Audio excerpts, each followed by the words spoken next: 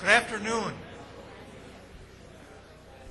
My name is Gene Merriam, and I'm the president of the Freshwater Society. And on behalf of the Freshwater Society, I want to thank you for coming and welcome you to this event, the fifth in our lecture series, the Moose Family Speaker Series, co-sponsored by the Freshwater Society and the University of Minnesota's College of Biological Sciences. This lecture is titled Harmonizing People and Nature, a New Business Model. The subject is ecosystem valuation, a blend of ecology and economics that enlists both public policy and the marketplace to protect the environment. I want to thank especially Dean Bob Eldey from the College of Biological Sciences, and also Dean Eldey is a board member of the Freshwater Society. And a special thanks to the Moose family for the Malcolm Moose Freshwater Society Fund. This endowment honors Malcolm Moose, president of the University of Minnesota from 1967 to 1974, and that endowment funds this lecture series. We're really privileged this afternoon to have as our guest Dr. Gretchen C. Daly, a distinguished professor of environmental sciences at Stanford University and one of the real global leaders in the emerging field of ecosystem valuation. And more about Dr. Daly in a moment. After her talk, a panel of 3 Minnesota experts on ecosystem valuation will offer a brief response and some perspective on Dr. Daly's presentation. And then they will join her in taking questions from the audience. A housekeeping detail, Dr. Eldey will moderate this panel discussion. We will have roving microphones for your questions. Please keep the questions brief. We want to get to as many as we can in the time that's available. This session is being videotaped. Tell your friends who wanted to hear Dr. Daly but could not make it here this afternoon to watch our website for the video. And now a few more words of introduction of Dr. Daly. She has earned 3 degrees, including her doctorate in biological sciences at Stanford University. She has been a member of the Stanford faculty since 2002. She is the Bing Professor of Environmental Science at Stanford. She is a senior fellow at Stanford's Woods Institute for the Environment, and she is a director of the Center on Conservation Biology, also at Stanford. She is also an author. I'm sure that some of you have read her book, The New Economy of Nature, The Quest to Make Conservation Profitable. And she has another book in the works. And she and the University of Minnesota's Stephen Pulaski, whom we will hear from as a part of our panel presentation this afternoon, are among the co-editors of still another new book, Nature Capital, Theory and Practice of Mapping Ecosystem. She co-founded the Nature Capital Project, a partnership of Stanford, the Nature Conservancy, and the World Wildlife Fund, and the University of Minnesota's Institute on the Environment. At the Freshwater Society, we describe our mission as educating and inspiring people to value, conserve, and protect our water resources. Dr. Daly is going to help us understand this afternoon how the valuing part of that mission can enable the conserving and protecting parts. I'm anxious to hear what she has to say. Dr. Daly.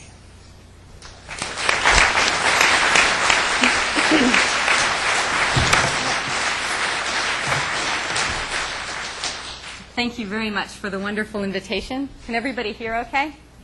And I'd like also to thank Pat Sweeney and everybody else at the Freshwater Society for the invitation here. I'm kind of embarrassed, but delighted to say that this is my first time in Minnesota. And I'm glad the weather is lovely. And yeah, it's just for years I've been teamed up with a group based here and have felt, I'm going to tell you basically a bunch of stories. And the underlying story in all of it is really one of friendship, of people coming together from a few different walks of life to try and address this massive challenge. I guess we're all facing midlife crises of one sort or another, and we've kind of banded together, and those on the panel afterward are chief among them. So Dave Tillman's someone I've admired for a long, long time, and much of my own work on biodiversity has been inspired by what he does. Steve Pulaski is one of the key people, part of the overall story I'm going to tell you, and the mastermind behind much of the work we're doing. A huge pleasure to work with. And then with the Nature Conservancy, Kristen Bland is someone I've just met today, but I'm on the board of the Conservancy and devote about half my life to the Conservancy, and I'm really pleased to have the chance to be in discussion with this team here. So, yeah, the story is one that we're all familiar with, and I'm sure that many of you know a lot more than I do about many parts of the problem. What I'm going to tell you about is one kind of dream that we're pursuing as a team, to find ways of bringing the values of nature into our decisions, in a meaningful way. It's a little scary to think about, valuing something as complex and deeply meaningful in all sorts of philosophical and spiritual and scientific and other ways.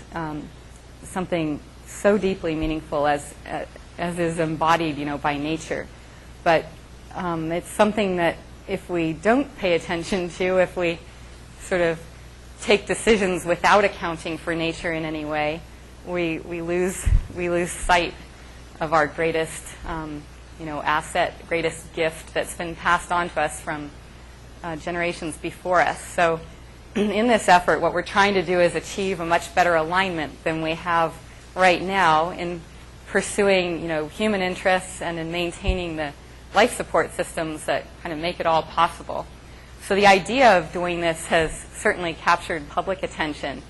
There's a lot of efforts now worldwide that aim to achieve this alignment of sort of shorter term, often economically driven imperatives with longer term stewardship of the planet.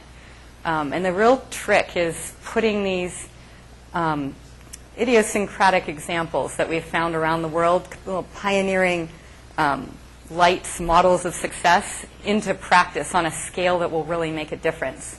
So the story that will unfold builds on some very inspiring examples that we've all come across in the U.S. and in other parts of the world. I'm afraid everybody's going to go to sleep.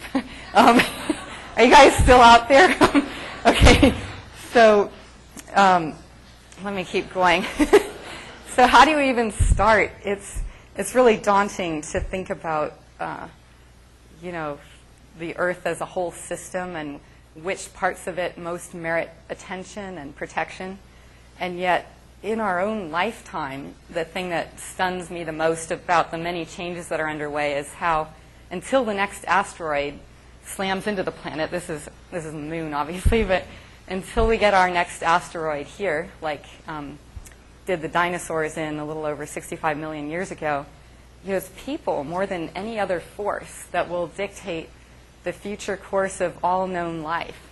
And it's people who today, collectively, whether we think about it or not, we're driving to extinction about half of the other life forms that we share the planet with, and maybe the whole universe with, in our own lifetime. So it's really dramatic change that we're talking about, and we don't have the luxury of time to figure out kind of an optimal solution or optimal pathway. So what I'll do in relating the ideas and stories is just tell you where things are in the collective thinking, and welcome, while talking and certainly in the discussion period and afterward, your feedback on things, your experience, your worries, your suggestions on how to do better. But in thinking about where we're headed, as Earth becomes a bit more like a moonscape in many dimensions, thinking about, well, how important are different elements of the life support system? One thought experiment you could do is just say, well, what would you take with you if you were going on a one-way trip to the moon? What kinds of organisms, what kinds of ecosystems would you bring up there to make your life hopefully not just possible, but also fulfilling and enjoyable in a variety of ways? So you might sign up your friends and family, that would be my first thing, and figure out how chocolate and wine and all the other really good stuff is made, and put that on a spaceship. And that's kind of the way people are thinking in terms, just to get everybody on the same page, in terms of the range of services or benefits that come from ecosystems, and obviously there are lots of goods. There are a lot of different things that we eat directly, seafood, crops and livestock, a lot of kinds of products from forests and other systems that we enjoy and are pretty critical to our well-being. But then there are many other things that wouldn't make it on that list of stuff that we consume directly or trade in markets. And some of them are here on life support services. We could think about, well, just stabilizing the climate and the role that forests and other ecosystems, marine systems play in managing the balance of gases in the atmosphere that determine, in many ways, Earth's climate. Or just water supply. Imagine without forests and wetlands and other grasslands and things, how water would just flash off of a moonscape with massive floods and not much in the way of benefit for anybody living up there. So you can go through a range of benefits that we get from nature. Pest control, pollination. About 2/3 of our crop varieties require a little bee or some other animal to fly around transferring pollen from one flower to another to get a harvest. So you could list all of those. And then you could think, also about cultural benefits, these life-fulfilling services, whether it's, aesthetic, religious, scientific inspiration that we get from nature, just our knowledge systems, ways of knowing, sense of place, recreation, tranquility. And then the biggie here would be just to recognize with humility how little it is that we actually know about managing the whole biosphere for whether it's just thinking selfishly about human needs or more broadly about how to keep it all going for all the life forms involved here. But in thinking about that kind of framing, then begs the big question is, well, how do you influence decisions? Let's say we could begin to get our hands around some values associated with those 4 different classes of benefits that we get from ecosystems. How could we start embedding those values into our decisions? And here I'll just, throughout the talk, if I can shoot this without blinding anybody, we'll be working through this sort of a framework that Steve Pulaski really came up with decisions being the target. We're not trying to just do armchair academic stuff. We're actually teamed up together with a lot of people out in many walks of life to try and change the way we think in a lot of different institutions, the way we take decisions about resources, land, water, and other resources. So we need to think about how decisions affect these life support systems, ecosystems, and the supply of services that we get from them. And then how important those are, how valuable they are, whether it's in straight economic terms or in cultural terms. And then about, transmitting these values and the expected changes in value that would result under different decisions or different scenarios through to institutions that hopefully would give the right incentives to improve in what we're doing.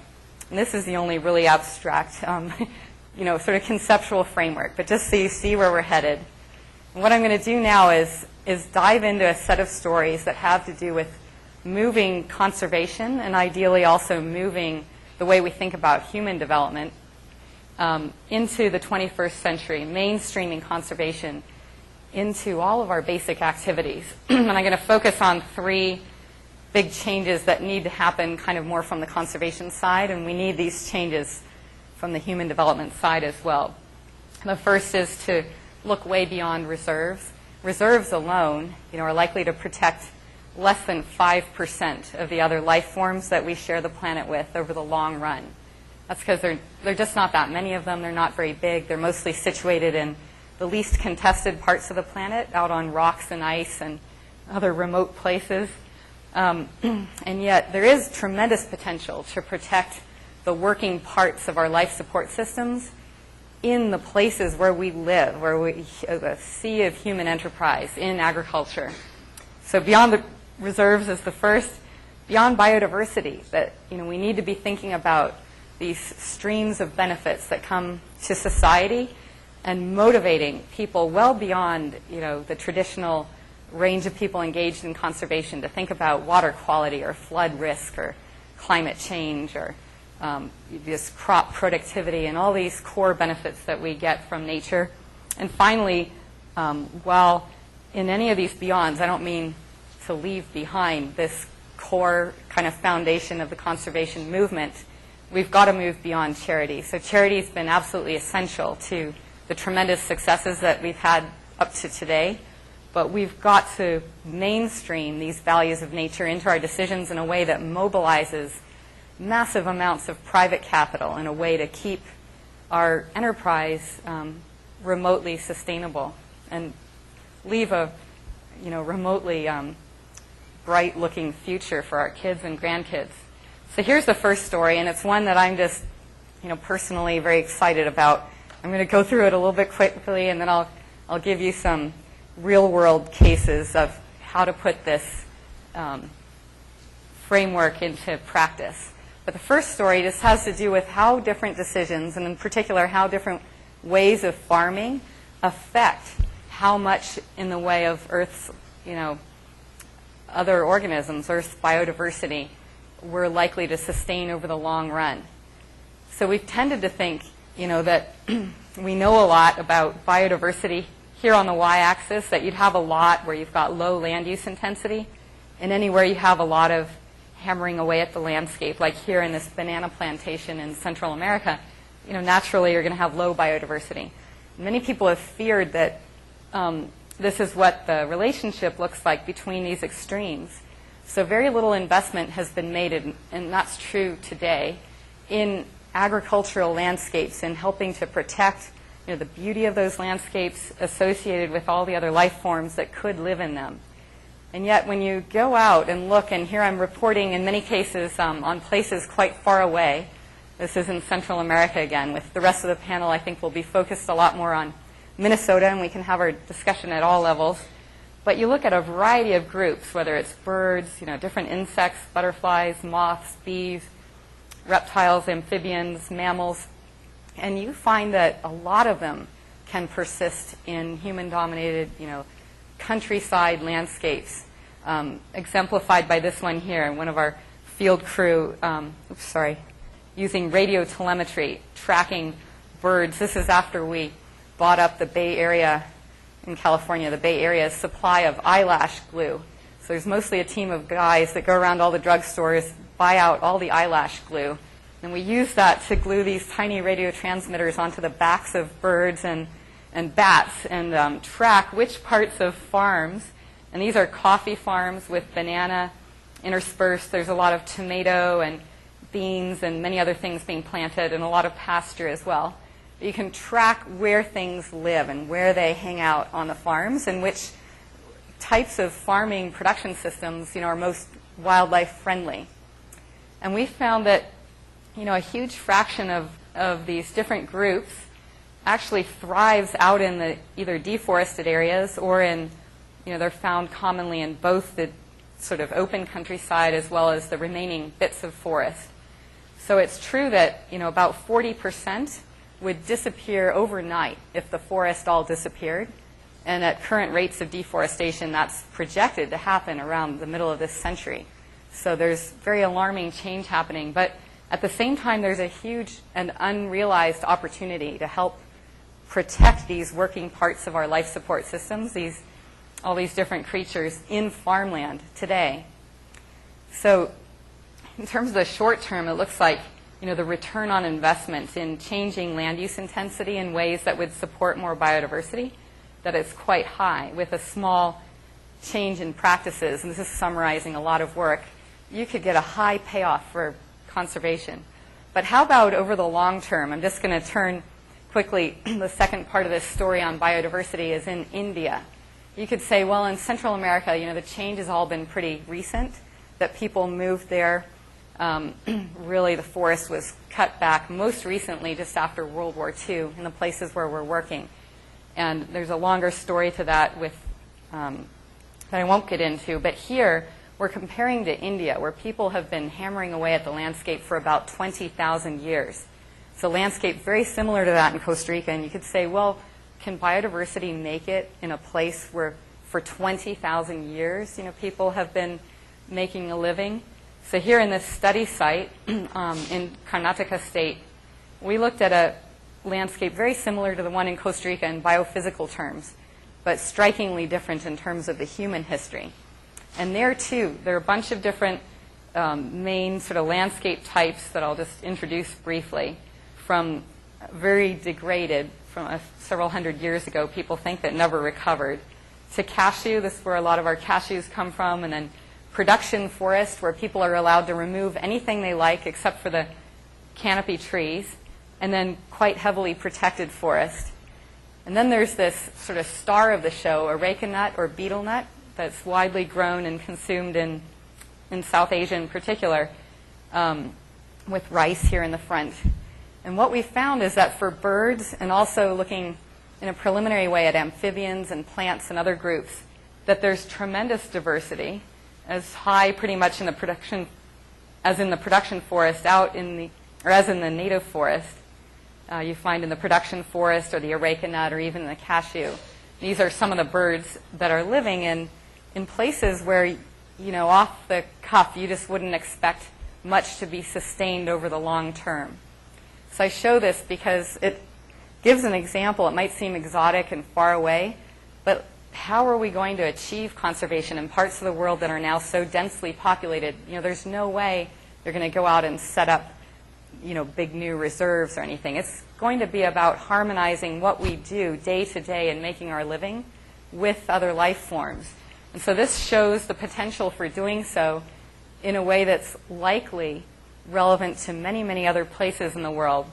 And the reason for this high potential is that people have kept the production forest, this semi-native habitat, right in the midst of their most productive rice-growing lands and other agricultural lands because of what they're able to extract from it. Does anybody know what that is?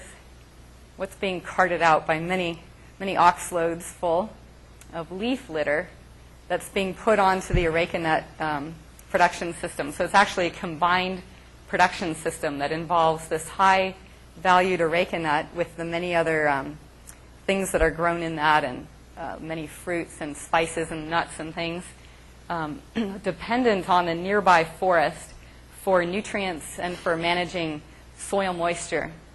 So it just gives an example of how conservation is changing and needs to change beyond reserves.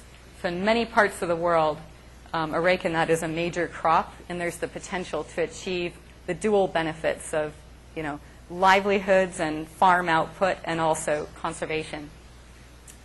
So the long-term trend, though, it seems from a lot of work of many different groups, is that there's a high potential conservation value in many widespread production systems. But if you think, you know, across the U.S., the organic farming movement is really taking off, but there's still a lot of tension, and I'm imagining it would be good to open up conversation with Dave Tillman about this when we get to the discussion about how to achieve these dual goals of, or it's more than that, but, you know, using land both to support food production. No one could argue that that's not maybe our, you know, most important activity, but also support the working parts of our life support systems. So there's a critical window of opportunity for figuring this out. Now I'm going to turn to this next part where, like I was saying, we are drawing on inspiring examples from around the world, you know, relating in places where people have come to recognize the value of ecosystems in supplying really critical services like flood control or water quality or climate stability and other things, and incorporated those values into policy. And to scale up from those little examples that I'll get into in a minute, what brings me out here today is getting together again with this group of friends that have banded together to form the Natural Capital Project.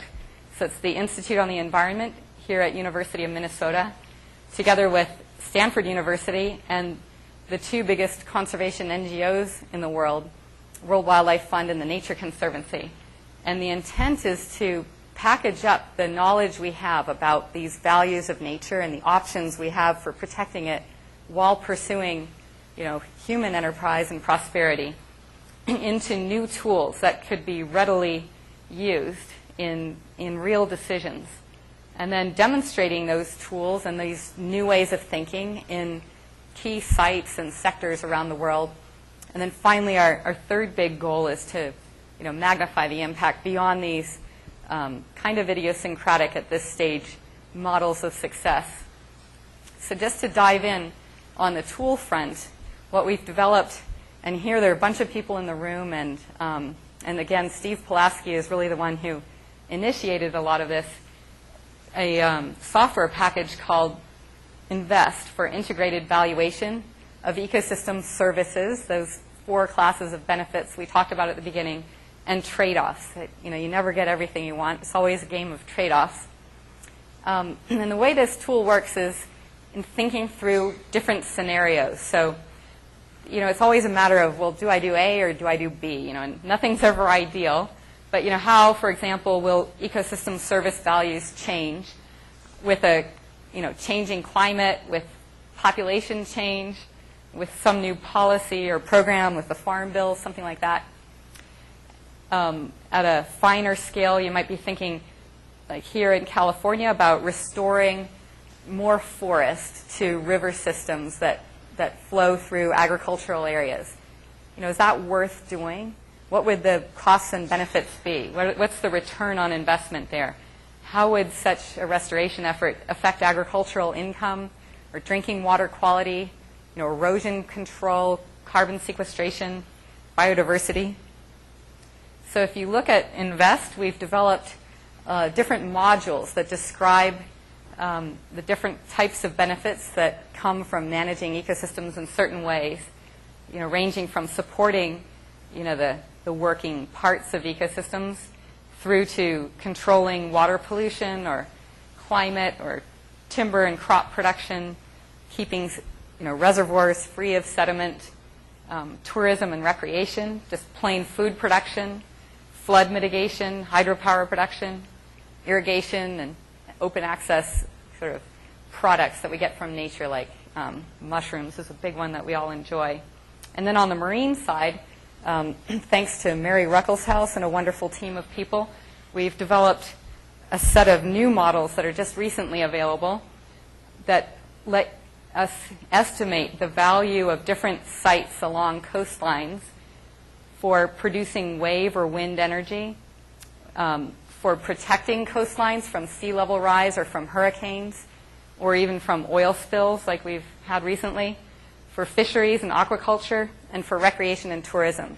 So the idea in all these models is just to play out, I'll show you in some real examples, under different scenarios, to put in inputs, of what you've got out on the land today, basic natural capital, and basic built capital, and then look at different ways of planning land and resource use to determine what the outputs would be of ecosystem service benefits like water quality or flood control supplied, and demanded by people living there.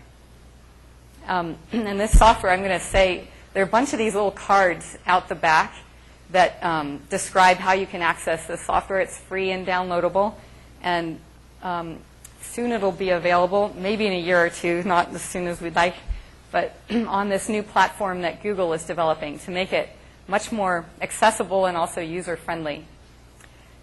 So how do we get into practice here with these? I'm going to show now a few examples and just tell stories of taking the values that you can analyze through this kind of software system and embedding them in real decisions. So we're working in countries all over the world, in places where there's an open kind of invitation to come and engage with leaders in this new way of thinking. And there are many different places, many different sectors and governments and communities where this kind of thinking is going on, and a lot of innovation. It makes it really inspiring, despite kind of the dire trends we face, to meet with people in so many different contexts and see what approaches they think might help steer a better course. So I'm going to show you 3 cases, all of which are far from here. Oops. We'll go first to Hawaii, then to the northern tropical Andes, and then we'll close on China. So the question is, how do you embed these values in land use decisions? And Hawaii is a prime case because it's a tiny set of islands, but there's no place on Earth that I think has more intense pressure on land. There's a lot of people living there, and yet people debate whether there's a 3-day food supply or a 1-week food supply on the islands at any one time. Huge food security issues. And when energy prices spiked a couple years ago, that really drove home how vulnerable people are living out there and how, the price of everything went up once energy went up. Over 90% of energy consumed comes from fossil fuels shipped in. So our intent was to work with leaders. Maybe I'm just going to move this down. Sorry, it's kind of booming. Is that okay?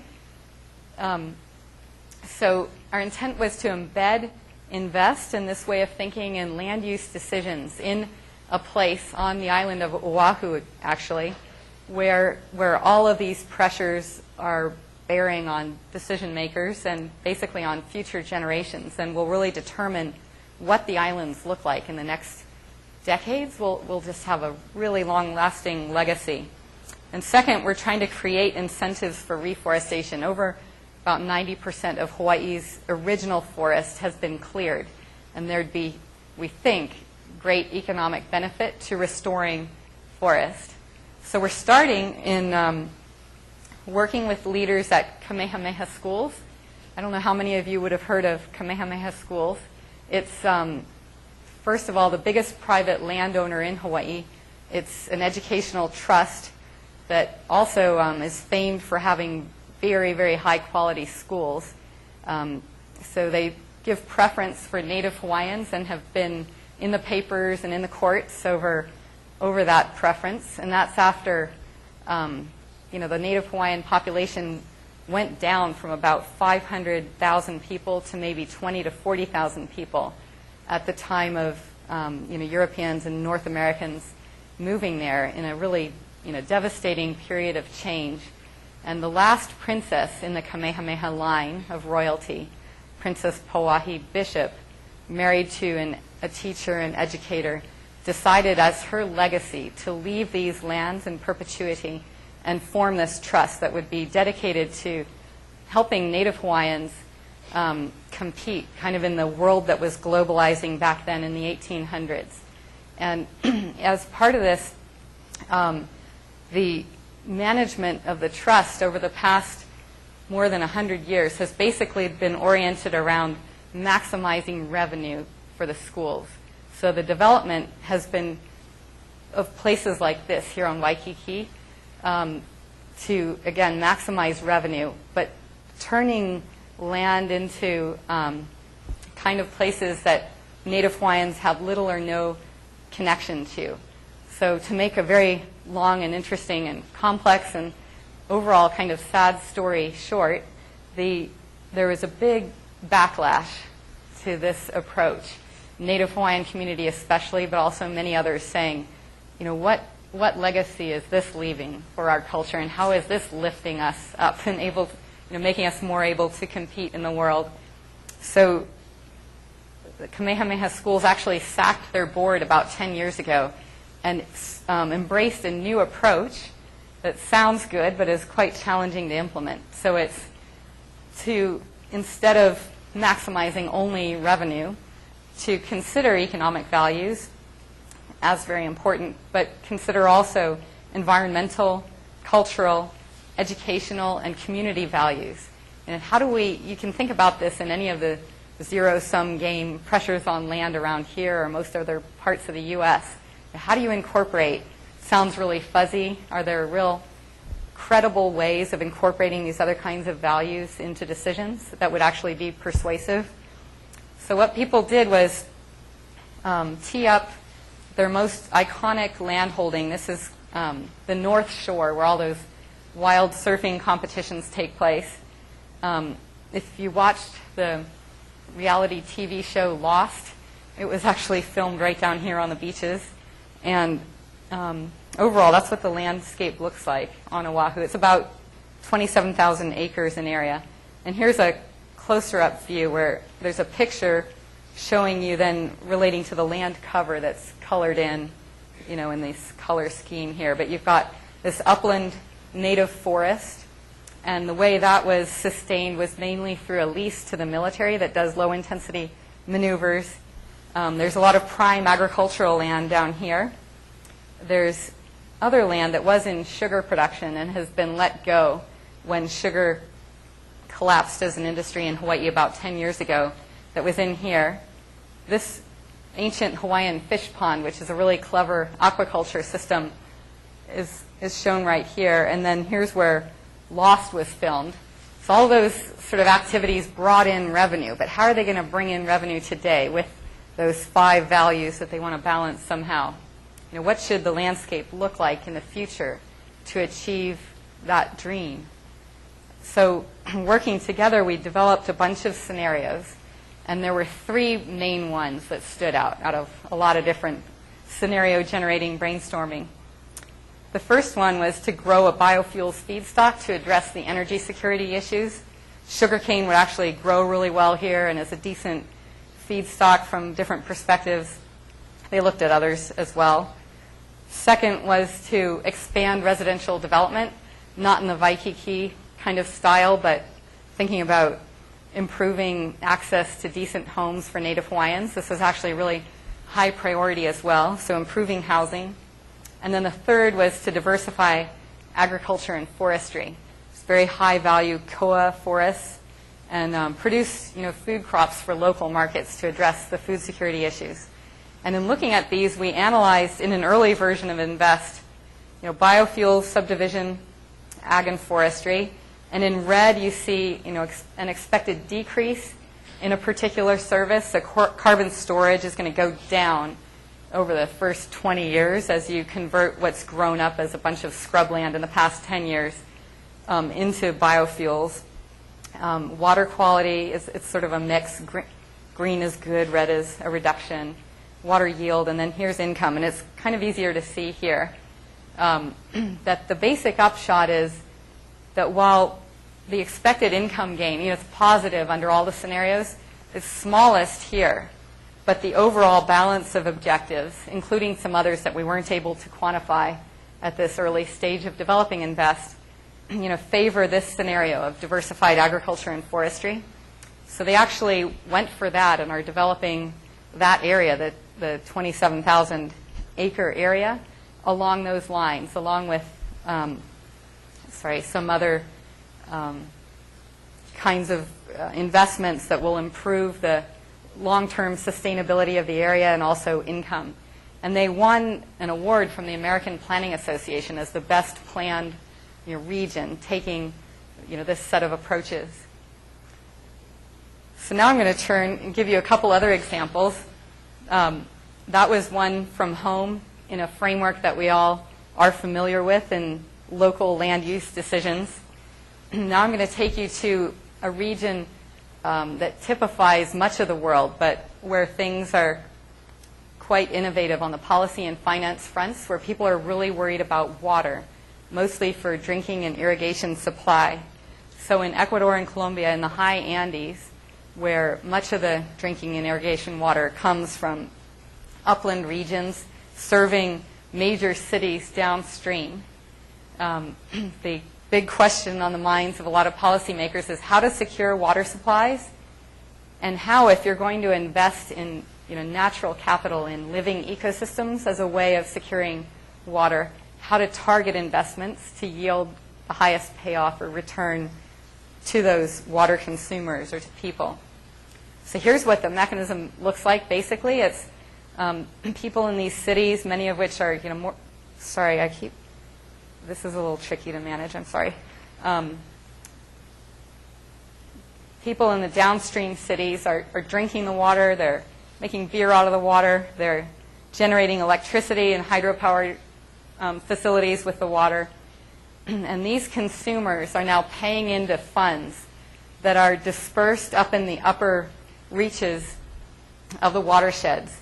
And the goals are twofold. One set of goals has to do with securing water for drinking supply over the long run. So water quality, water quantity, timing of flow. There's a range of issues that depend on the watershed. So there's a transition that's being promoted to more sustainable agriculture with less polluting runoff into water supplies, fencing. A lot of this sounds simple, and yet it's often a huge challenge to actually implement best practices. So fencing livestock away from streams, restoring stream systems, restoring upper watersheds through restoration of forest, and in a lot of these places creating an awareness among kids and among their parents of the importance of upper watershed systems to their livelihoods on a day-to-day basis. So a lot of money is now being put into these funds, and as an example of how we use INVEST to figure out what activities to target, here's a particular fund or set of watersheds that feed into the city Cali in Colombia. And the idea was to just compare, where we ran a lot of different scenarios of where to have agriculture, fencing, forest, pasture, reforestation, silvopastoral systems, and so on, and how to modify in little ways, not grand wholesale modification, but in realistic near-term investments, what would help for a given fund size improve the security of water supply. And this was the sort of investment portfolio recommended at a first pass using the INVEST software. But then in running it by stakeholders, all sorts of real-world constraints come in, like that there's a lot of guerrilla violence and activity up in some of the upper parts of the watershed. So it's a matter of interacting in an iterative process with stakeholders and implementing any of these. But there's a huge movement sweeping Latin America now with, if you look here, these are established water funds. There's about 7 of them here. In major cities, the first one was established in 2002 in the capital of Ecuador, in Quito. And now the idea is really spreading, and thanks to a tremendous team of policy experts and scientists at the Nature Conservancy, this idea is being replicated in many places throughout Latin America. And the intent is to have up and running in just a few years' time many, many more of these funds. So it's another example, another model or a way of thinking about aligning our day-to-day interests in human enterprise with long-term stewardship and sustainability of our life support systems. Now I'm going to talk about maybe the most complex and interesting and large-scale, just sort of breathtaking case in China. I've just started getting to know China a little bit, and it's humbling working in any of these places and seeing what it's one thing as an armchair academic to come up with an idea you think might be good and then go out into the world and see how impractical you are. But it's amazing in China to see how far people are going and trying to reverse the utterly, devastating, I'm sorry about this, keep my hands behind my back, change in the environment there.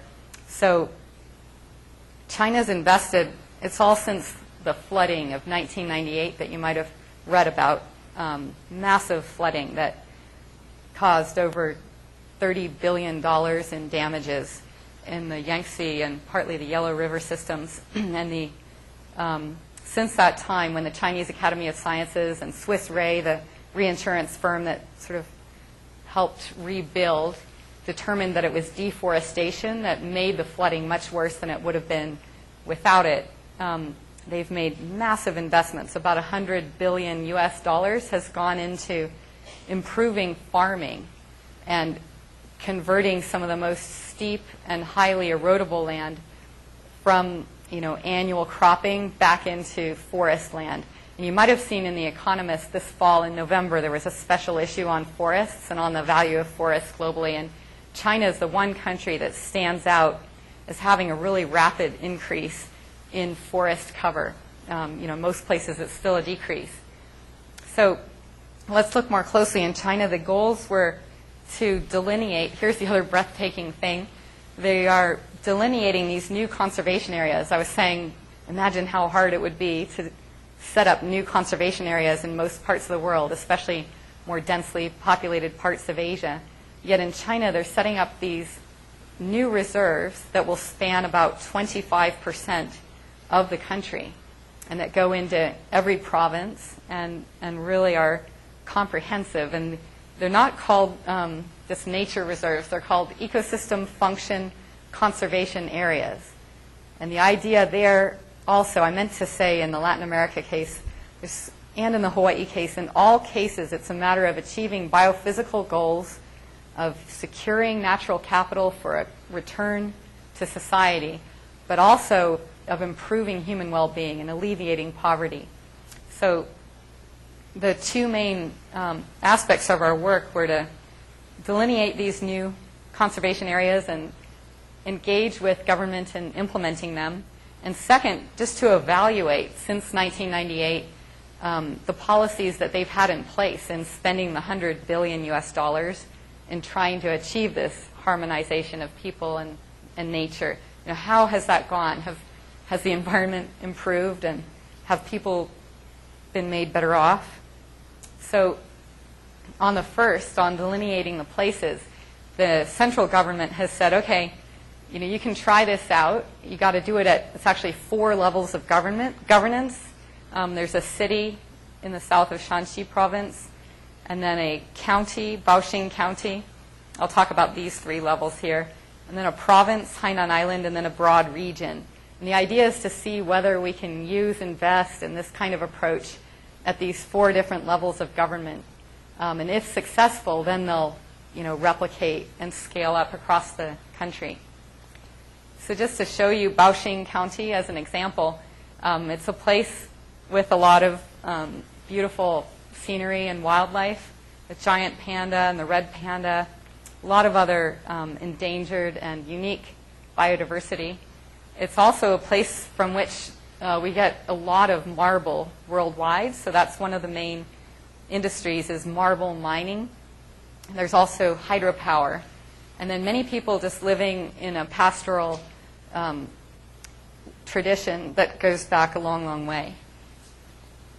And what we're doing there is mapping out these ecosystem function conservation areas using INVEST. And the things of interest are water retention for flood control, soil retention to avoid having all the soil wash away and clog rivers and hydropower facilities downstream, carbon storage for climate stability, and biodiversity, interestingly, is being given equal weight so far in these analyses. So we make these maps just like for Hawaii or for Latin America and put them all together with demand. Where are the people and what levels of hydropower or flood mitigation or irrigation supply and agriculture and so on are kind of needed or forecast as being important for human development. And then together, putting this together, come up with a map showing in this ecosystem function conservation area which are the most important sites to protect and prohibit various human activities from, and which are places where you can go ahead. It's sort of turning conservation from being mostly a red light kind of warning system, no, stop here, to one more where you're giving your people in working together green lights, yellow lights, and red lights, where you're looking more comprehensively at what's possible in a landscape under different scenarios in the future and what would be ideal under different criteria. So same for the Yangtze system, just mapping all of these things out, including biodiversity, and coming up with this zoning that then the government is providing incentives for to encourage certain types of development or transition from more destructive, from an environment point of view, practices to more sustainable ones. And it's really quite amazing to see. They alter the tax structure in key places just to motivate investment in new kinds of industry and things like that. And then on the policy evaluation front, we've teamed up, and all this work is being done with tremendous partners at the Chinese Academy of Sciences and at a university, the main one being Xi'an Jiaotong University, where a team of people, mostly sociologists and some economists, are interviewing a lot of people at a household level, this being one household of thousands that have been interviewed, to ask whether people have been helped or harmed or there was no real impact of these different kind of test environmental policies that have been put in place over the past 10 years. And it's really interesting to see and evaluate what the impact has been. In the majority of cases, maybe 60 to 70% of households, depending on the place, have overall been benefited, having higher income, higher access. There are other measures of well-being that are being considered, like access to credit, to education, to health care, and so on. And the majority of people have benefited over this past 10 years. If you compare places side by side, where some people enrolled in a policy and others didn't. But there's a significant minority that have actually been harmed. And it often has to do, it's kind of an easily identifiable minority in many cases. It's households where there isn't an older generation to look after the kids.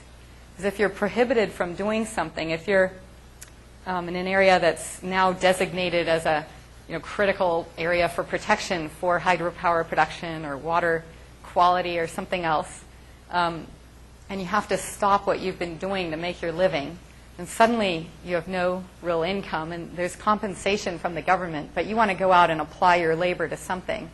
And if you have an older generation of grandparents, you can go out and join what are now something like 300 to 400 million migrant workers in China and make more money in factories in the bigger cities.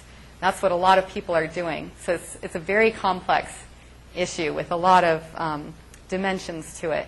But in terms of straight income and well-being measured at the household level, there clearly needs to be more attention to the households where there isn't an older generation to help look after the young kid or two kids, while one or two parents might go away and try to make a better living elsewhere.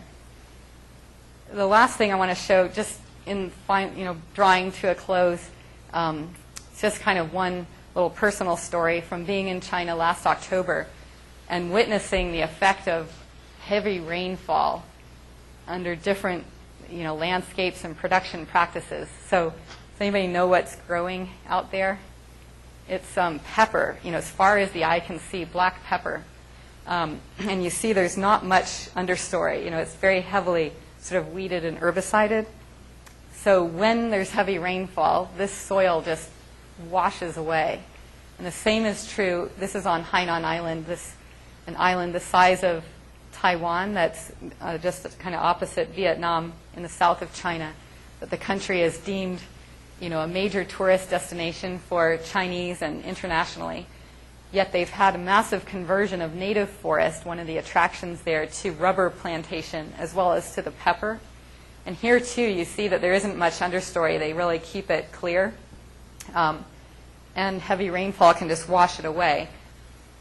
By contrast, they're trying to develop other practices that involve, this is areca nut, intercropped with the rubber to help secure the soil. And the reason I bring this all up is I was there when really heavy rainfall started coming, and there was a massive typhoon that lasted for about 10 days. And we barely got out on the last flight.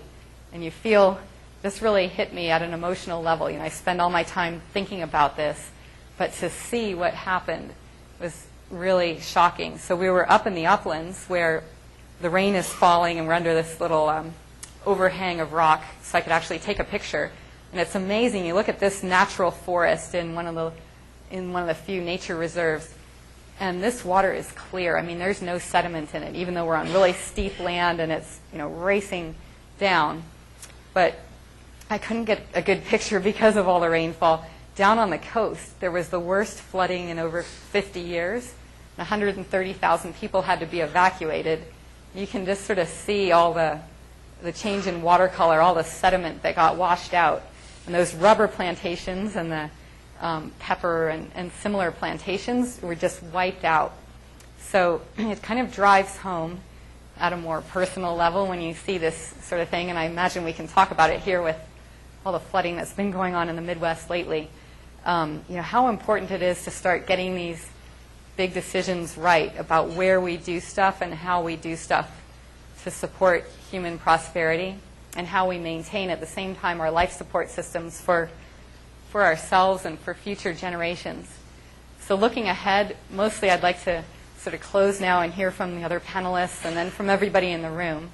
But our hope is to learn a lot as we work in bigger demonstrations in these kinds of places and bring this kind of approach to a maturity where we are able to mainstream these values, at least some of them, in a meaningful way in major decisions of corporations, of countries, of communities.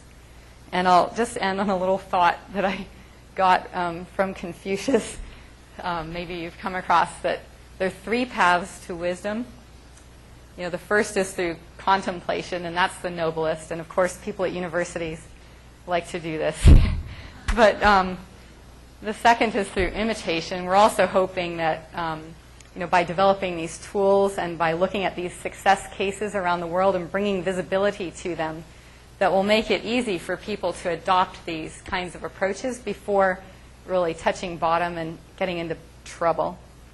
But the third is through experience, and that's the bitterest. So hoping that we can avoid the bitterest of experience and come together from, like I was saying, many different walks of life and develop an approach that will take us into really a new millennium in humanity's relationship with the natural world.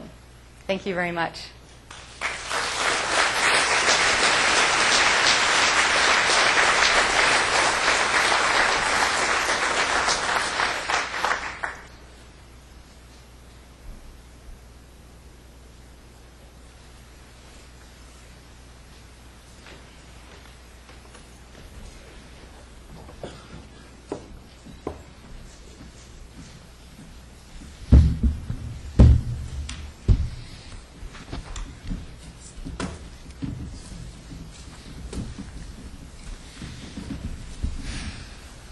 Thank you so very, very much for that really deep insight and inspiration.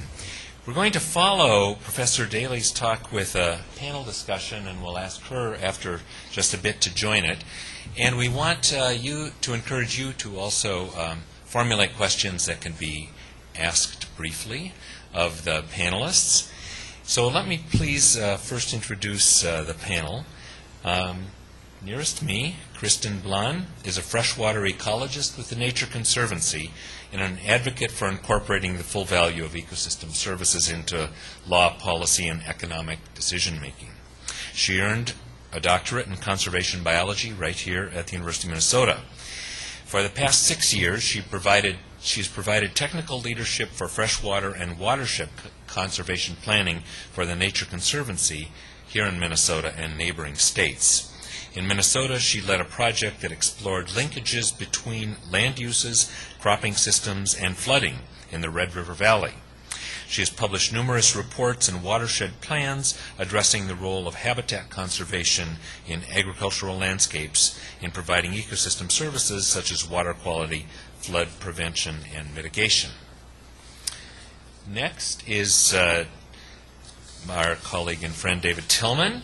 He's Regents Professor and McKnight Presidential Chair in Ecology here in the college and at the University of Minnesota, and is Director of the university's Cedar Creek Ecosystem Science Reserve.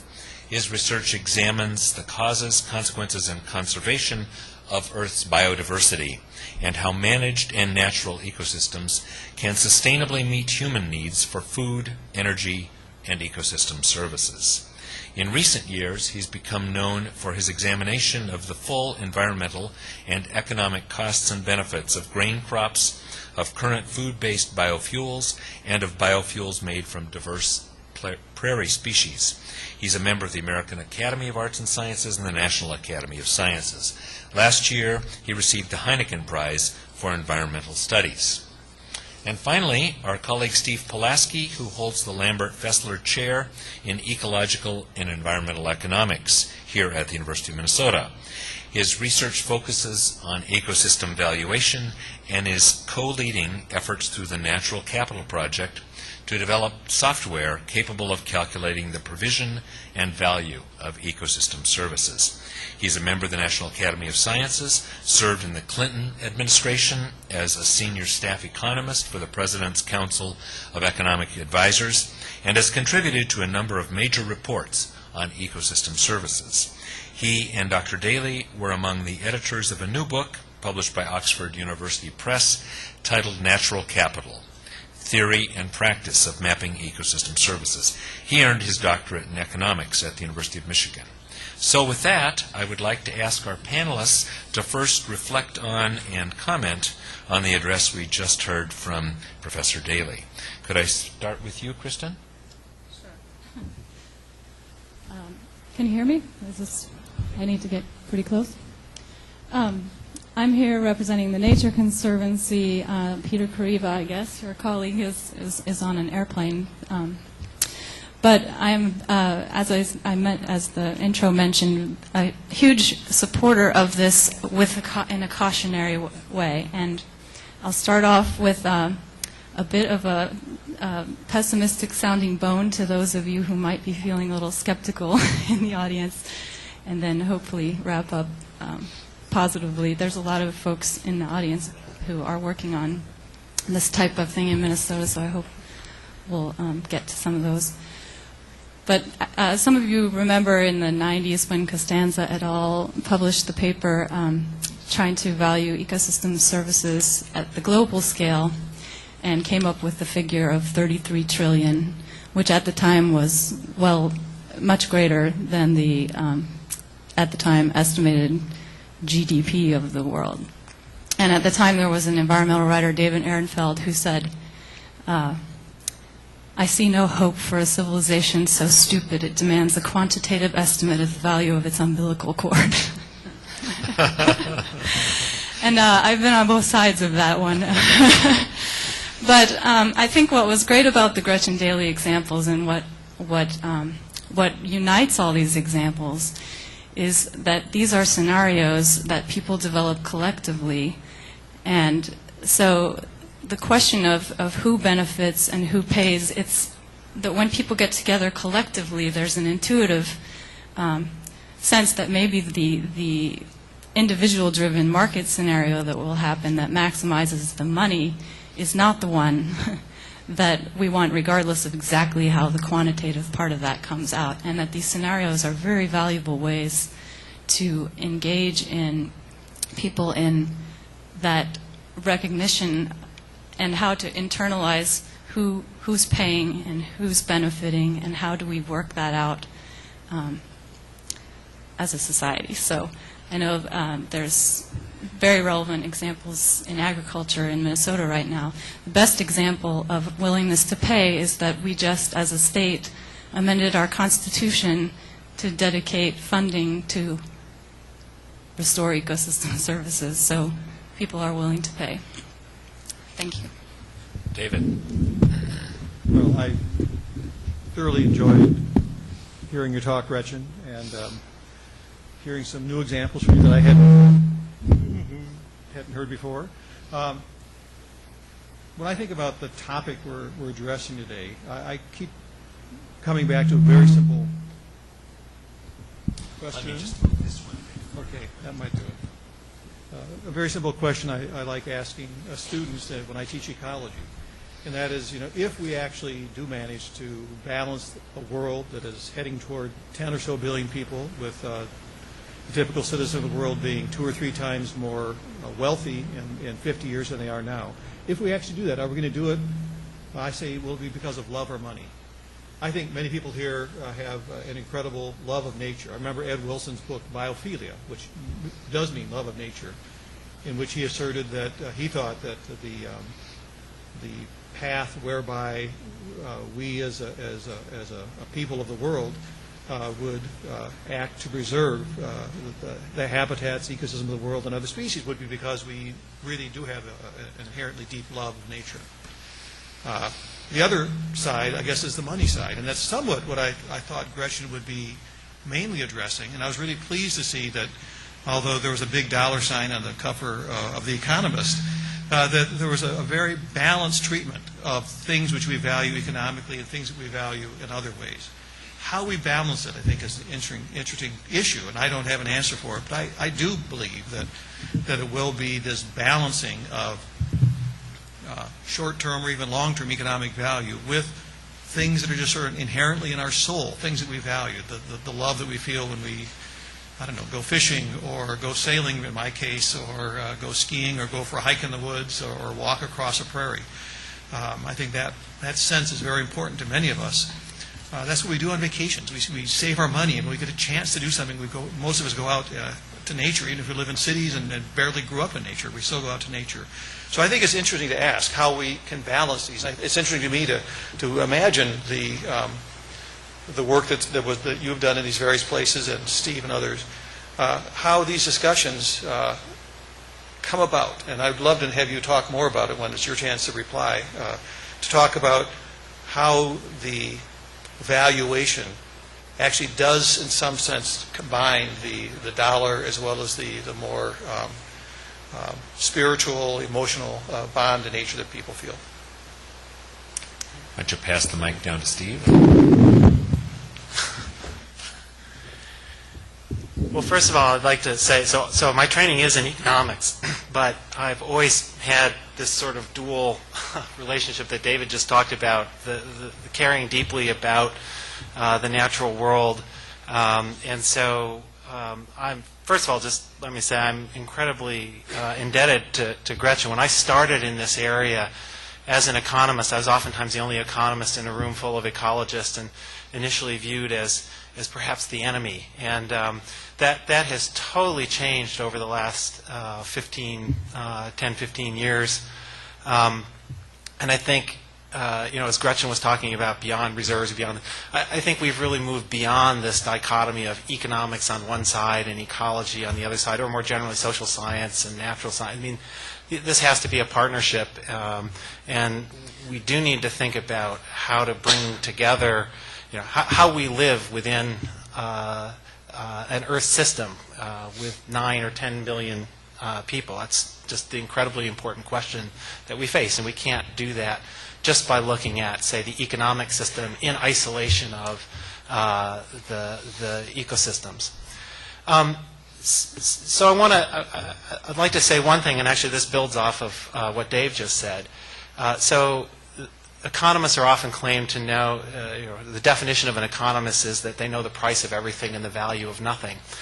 And what I'd really like to say is, properly understood, the kind of integration of economics and ecology really is trying to get at the important values. So many of the values that we really think of, the sort of aesthetics or the quality of life, sense of place, they don't have a price, but that certainly does not mean that they don't have value. And I think of a lot of the work that Gretchen has done and thinking about the sort of the value of natural capital is really trying to put these things which have incredible value and show that value and make it tangible in a way that oftentimes something with a dollar value has a tangible value. So trying to, in a sense, erase that asymmetry between things which we know are valuable but don't have a price, and other things that do have a price. But that raises one thing that I'd love to also have some further discussion on, which is oftentimes there are trade-offs. So we do something that, say, improves water quality or habitat for species, but that may come at some cost. So Gretchen talked about in the China example, livelihoods of people in particular places may have to change. Here we've had discussions about farming and production, agriculture, and water quality. So sometimes there are some difficult issues, and I think the challenge going forward is to make the science, both on the natural science side and the economic side, good enough so that we can actually inform the discussion. What are the trade-offs, say, between water quality improvements and biodiversity and carbon sequestration and returns to farmers? Because all of these things are important to society. So. Thank you. So if I could ask Gretchen to join us here at the stage. would like to take a seat here next to Kristen. And then I think we'll be happy to bring the lights up a bit, and the roving microphones will begin to pass up and down the aisles. So I'd like to also at this moment thank John Foley and our Institute on the Environment, who were sort of piggybacking on the fact that Gretchen and many others assembled here under the auspices of our Institute on the Environment. So we're really pleased that we could steal Gretchen's time for just a bit this afternoon. So thank you, IONE. Are there questions? Please. Bob Tammon from the Iron Range of Minnesota. Now, my wife and I live on the range, and I can go online and Google the resource curse and find all kinds of interesting information. I never hear the term used in polite company in Minnesota or in any public discussion. Why are we afraid to talk about the resource curse? Who from this august panel would like to start on that one? Well, could I ask you a question back? So I tend to think of the resource curse in the context of oil and other very concentrated, valuable sort of resource deposits and the effect that their existence has on the evolution of social institutions. Is that what you're talking about? Or have I missed the... It's discussed on the global level, as well as there's been research at some of our institutions, University of Wisconsin, Wyoming, that if you try to build an economy on selling off non-renewable resources, typically, on the average, you're going to end up with a lousy economy. And we've had some research down to the county level, and you can find that online. You very seldom hear it discussed in Minnesota, even though we've gone through quite a contentious legislative session where they're trying to change our sulfate standards legislatively rather than scientifically. And I think we do have some good examples of the resource curse right here in Minnesota. And I think we should not be afraid to use that term in our public discussions. Okay, I'll give a quick answer and then I'll turn it over to my fellow Minnesotans. I'd say that in the examples I gave you, as tricky and intricate as they are, they're the easy cases. They're sort of like where we're finding opportunity to test fly this new way of thinking and analyzing and taking decisions. So we're not working in places with some of the hardest kinds of challenges that I think you're alluding to, but I invite you guys to respond. Well, I'll take a crack, which is the following. So a lot of the resource curse, and this comes out of work in economics that shows that countries which are heavily dependent on oil or mineral resources oftentimes end up growing slower or do worse than countries that don't have these, what seemingly are valuable resources. This is usually done at, it's usually talked about in the context of a national economy where, say, the price of oil sort of bids up all of the prices in the economy and crowds out other activities. I haven't seen it as much in the context of a part of a state like in the Iron Range. But there are other examples or other explanations. So, a simpler one that doesn't necessarily have to go through the resource curse is just the fact that things which are dependent upon minerals or a small slice of economic activity are heavily subject to boom and bust. So that, you good times, people roll in, and then, times aren't so good, prices go down, the mine peters out, and you've got a bust. And so kind of the long-term sustainability of the area is certainly questionable. And, that's something that we have seen in northern Minnesota. I originally grew up in Michigan. Northern Michigan, the Upper Peninsula has some of the same issues. But so I think there's a lot of, first of all, I don't think we should be afraid of talking about the resource course or other problems with the economy or environment of particular places. And mineral-based economies have this sort of boom and bust nature to them. Thank you. Another question I see on the other side of the room. Hi. in the diagram, in the conceptual diagram that you had up there, credited to Steve, the decisions, of course, stand at the top. This is the ultimate objective, to make a decision using all our knowledge.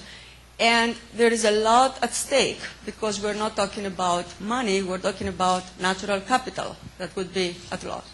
So my question relates, how certain are we and what is the robustness of these decisions? For example, in the Hawaii example, I was impressed with you had arrows, but the one scenario emerged optimal, environmentally optimal, not economically optimal. And you used 20-year projections. What climate was used, and could it be that 1-year drought just makes the scenario suboptimal and something else completely different optimal? You're asking a question that I think keeps all of us up at night awake a bit. It's how to factor a lack of, incomplete understanding and uncertainty into these kinds of scenarios and ultimately into the decisions.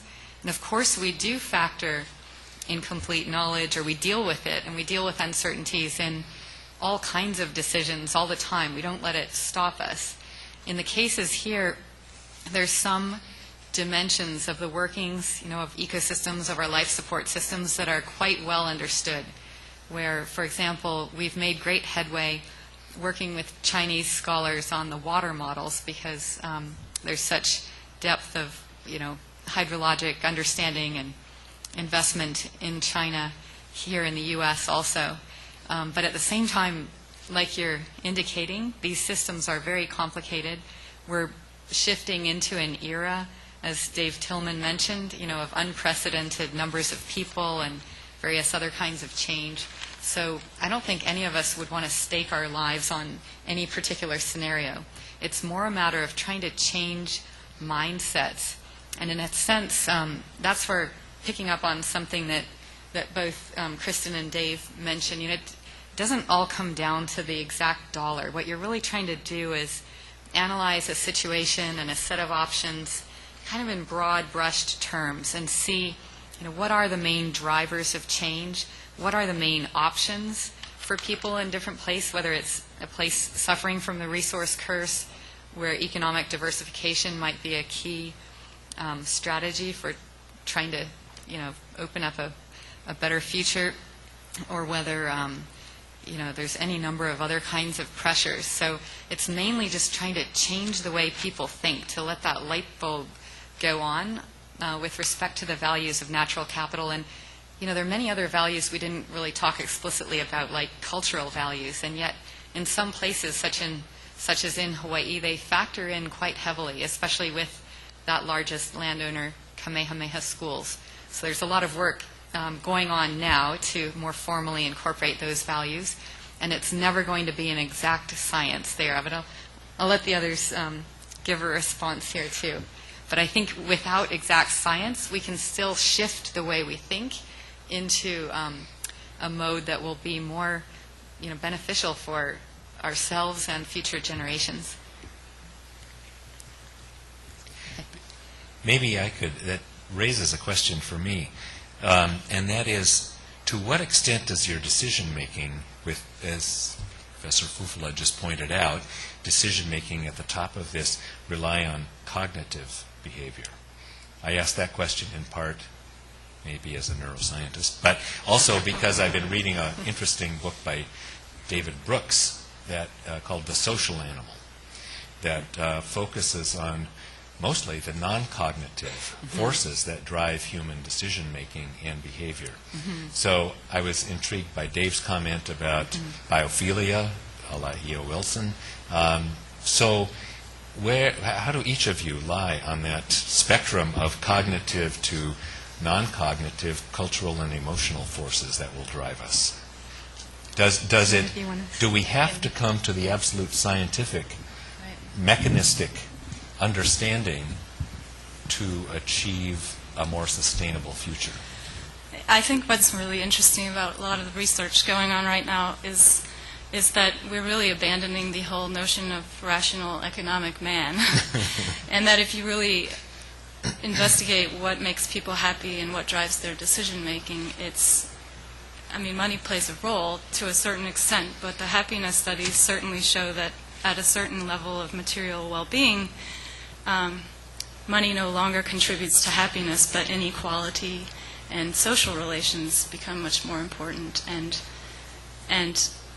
I think that there's something there in terms of how intimately our cultures are sustainably interacting with their environment that has a big bearing on those social relations and on that the sustainable, or moving away from the boom and bust to a more sustained well-being. I would just comment. I don't want to take away from all the other questions out there, so I'll be brief. But I think that the unfettered pursuit of money is a pathological disease that afflicts some people, but not all. All right. That's as a non-psychiatrist.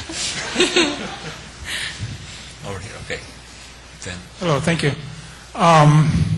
We live worldwide. We live with a monetary system in which money itself is created through private bank loans. In other words, when one sits across the desk from a banker and he writes a check, the money that the proceeds for that check is created when he writes the check. It actually does not come out of the bank. That's what our bank law is, and one can check Federal Reserve manuals to find that that is the case. That creates a situation in which the principal of the loan is issued, but the money to pay the interest is not, and must be recouped overall through the issuance of more and more debt in the future. Consequently, the world as a whole is falling into, from the United States to every other country, even Arab countries now, fantastic amounts of debt. And one can turn on the TV at any moment of the day and confirm that. That will generally be followed by somebody on the TV, whether an economist, a politician, a pundit, or whoever, that says, well, there's one way out of this. We need more economic growth, more economic growth. So we need more pavement, more housing, more cars, more whatever. There may be a need for some of these things and a human value, but I would suggest that the economic system itself is becoming driven by finance and the need to generate interest money, and not the ecology and not human need. And I think that that's just utterly plastered and screaming from every cable news channel out there, but there's never any commentary about it. Do you recognize that as a factor? And if so, what can be done about it? And I guess I would like to hear from Steve in particular, since he's the economist, but I'd be welcome to hear from anybody on that. Thank you. Okay. You asked for it, Steve. I guess I did fess up to being an economist. So, seriously, the reason why I work on things like the Natural Capital Project is to actually get at this, what I'll call asymmetry. I mean, the fact is that if you take an action which increases some aspect of GDP which is measured, but degrades the environment in ways that degrade our ability to support livelihoods and human needs both now and in the future, but that's off the balance sheet, I would say that society is poorer. Right? I mean, we have degraded, if you look at sort of the total set of assets, the natural capital as well as the human-made capital, if we've taken actions which have lowered that set of assets, primarily on the natural capital side, then we're poorer. And frankly, the economics set of tools that we have right now, you mentioned the finance, I won't go into the banking system, but just looking at sort of the accounting system and the national income account, we systematically exclude nature, natural capital, ecosystem services, and it's something that has to be fixed, and that's part of what motivates me in working on this and many others. And it's not just, of course, natural capital, but Kristen was talking about human relationships and needs and so forth. I mean, we have accounting systems and we have kind of feedback of what gets valued politically, economically, which doesn't match with what human needs are. And so, trying to address that and correct it is a vitally important step. Thank you. I saw questions down here, but I don't see a microphone. Oh, it's up there. Okay. You have not talked about using the environment as a sink for wastes. You got a problem? Okay. And that this is one of our, not just the financial deficit and the ecosystem resources deficit, but also the deficit in the accumulation of wastes, looking at CO2, looking at nitrogens in the ocean and water courses, looking at toxic chemicals and their health effects, and how the cost of these things is socialized and the profit is privatized.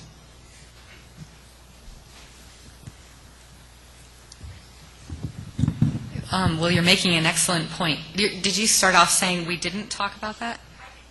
Okay. Okay, well, you are bringing up a really critical dimension of all of this, so absolutely.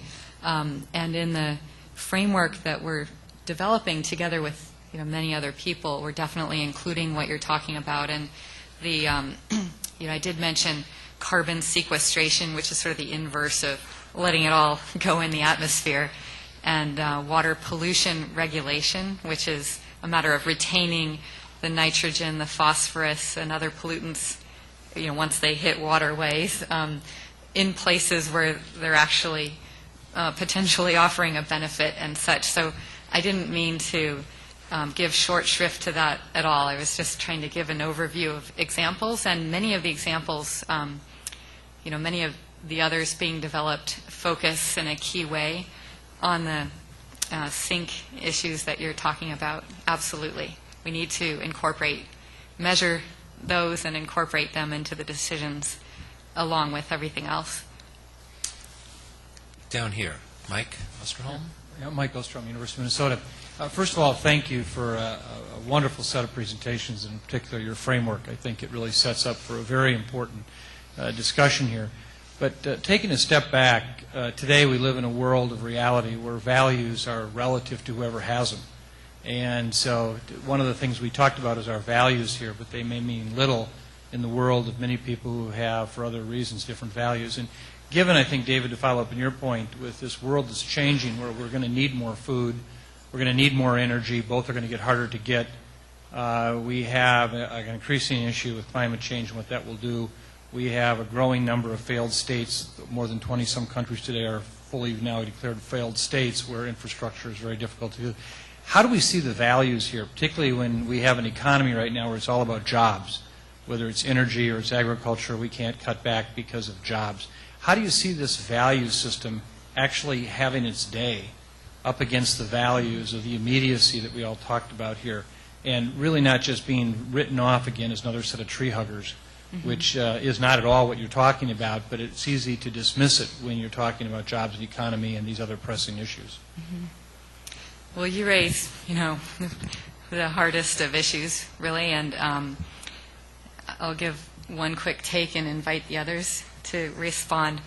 The hope, as I said earlier, in test flying these approaches in places where there's immediate demand on the part of decision makers for, a new way of financing and regulating the resource use, is to try and demonstrate the benefits of taking this kind of approach in a way that's compelling and relevant to many other contexts in the world. So some of the contexts to which you're alluding, I think, are beyond, imagining that a team could go in and really add much when you're talking about failed states and things. They're just desperate institutional and basic sort of human well-being issues that would need to be attended to first to have any prayer, I think, of this kind of framework being relevant. But on the other hand, there is a lot of low-hanging fruit, and that's what we're targeting now, and then hoping that if we can get some major countries, and I didn't really talk about institutions, but we're also working with major institutions like human development organizations and private sector corporations to start changing approach, then we're hopeful that we'll be able to drive and mainstream this kind of thinking much more widely. but I don't think it'll address all of the problems that you're bringing up. Go. Given our current budget problems, I didn't know if you included Minnesota in the failed state category. But on a more serious note, you do raise an incredibly important thing, and there are trade-offs here. And fundamentally, I think what we're up to trying to do is to show, in fact, the value, and then or values.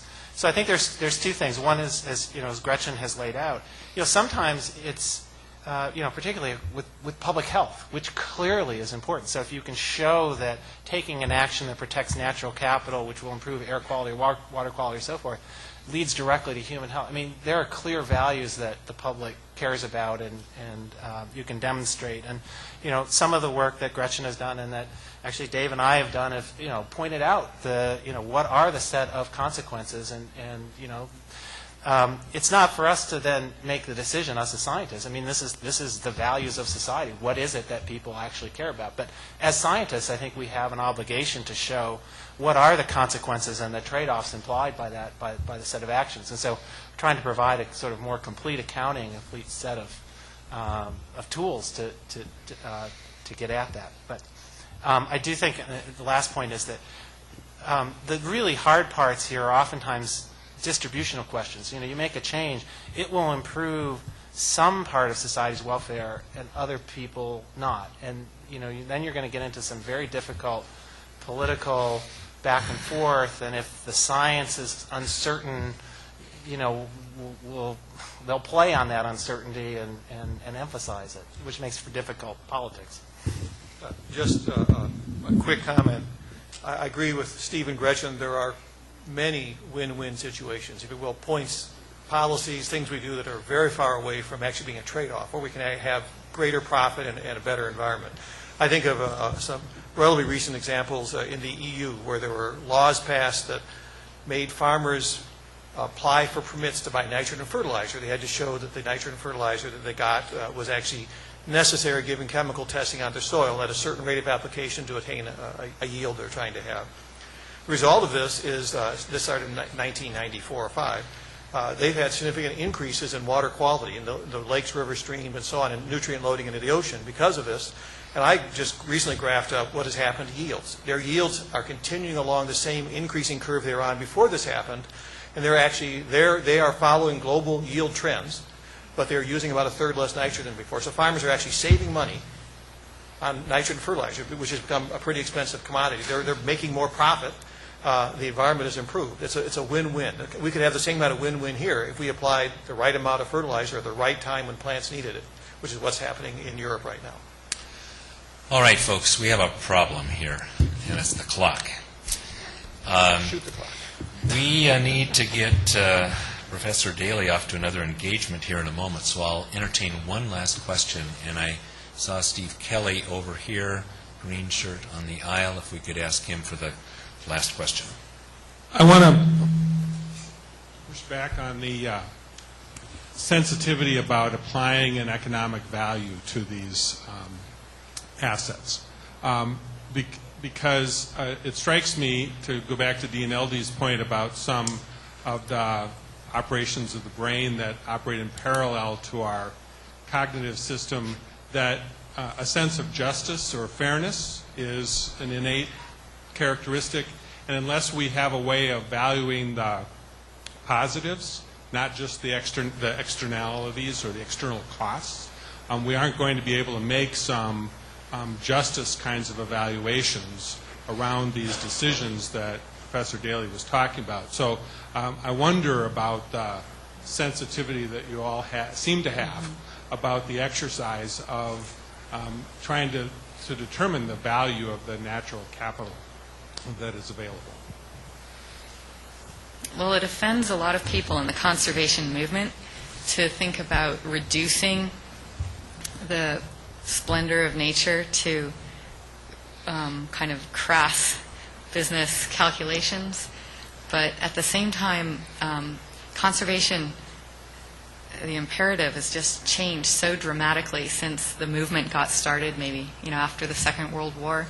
I think it's a matter of reckoning with the decision-making sort of frameworks that we operate in today, and taking a really hard, realistic look at how we might change those, and accepting kind of where we are today as opposed to thinking about some ideal that we might dream about reaching one day.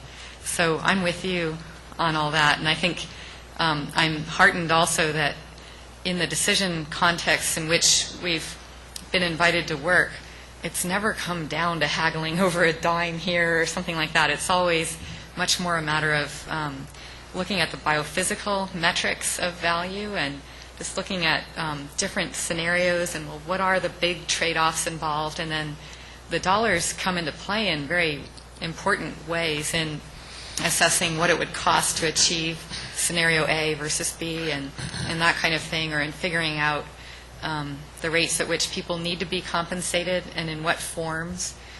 In China, for example, men prefer being paid in cash, but women vastly prefer being paid in grain or clothing or other goods for the family. And there's just a lot of complexity in all this. But I've become a complete convert of Steve Pulaski's, and I definitely see the economic dimension of the problem. We can't shy away from that. That's sort of what we're confronting and trying to slowly change, or rapidly change. All right. Thank you very much. Please join me in giving our speaker and panel a round of applause.